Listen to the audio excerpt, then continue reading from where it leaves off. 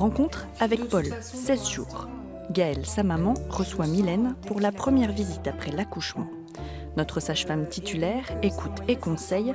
Audrey, sa stagiaire, poursuit l'interrogatoire sous sa supervision. Pour l'instant, j'ai l'impression que ça lui fait trop. Est-ce que vous avez cette sensation-là d'avoir une sensation de lactation ? Parce que à l'aube des 3 semaines, c'est quelque chose qui peut arriver. C'est physiologique. Le lait se diminue, donc le bébé s'énerve plus sur le sein, il tète plus, et pour qu'il y ait un rebond à la lactation après. Alors, effectivement, j'ai pas cette sensation physique. Par contre, j'ai la sensation certaines tétées qui s'énervent.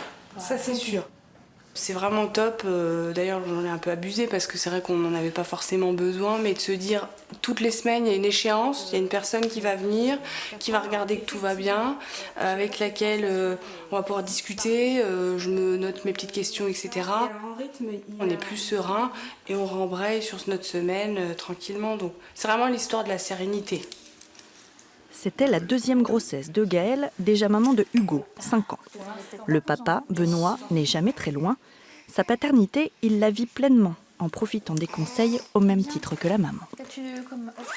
On a tous des craintes qu'ils mangent mal, qu'ils grandissent mal, qu'ils perdent trop de poids, ce qui était le cas pour notre premier.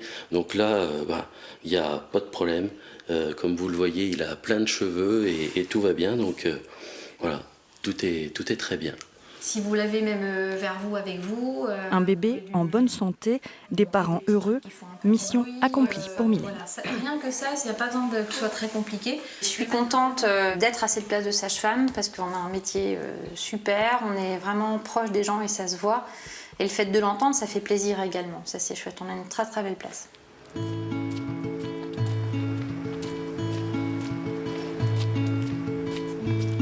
Retour au cabinet. Julia aborde une 2e grossesse, au début compliquée. Bon, comment ça va ? Mieux ? Mieux.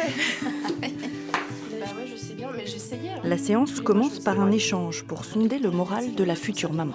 J'ai encore un peu de mal dans le sens où je connais encore pas le sexe. Et c'est bête, mais... non. Tant que j'arrive pas à visualiser un petit garçon, une petite fille, j'arrive pas encore à vraiment me projeter à 100%. Quoi. Déjà, on se projette avec un bébé. Oui. Et puis on verra si ce sera rose ou bleu. Voilà. J'aime bien le rose. Oui, moi aussi. On voit la différence entre une consultation gynéco, c'est 15 minutes, faut qu'on aille droit au but.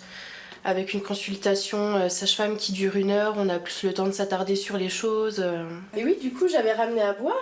Ouais. Et Julia avait besoin de parler. Après des jours d'angoisse, elle a appris que son bébé n'était finalement pas porteur de trisomie, une joie qu'elle partage naturellement avec Mylène. Ouais. À ce bébé ? À notre bébé. Ouais. Enfin, mon bébé. On partage un peu.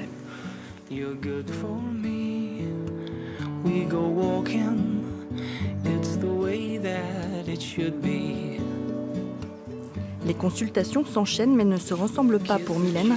Une autre patiente ne s'est pas présentée sans prendre la peine d'annuler son rendez-vous.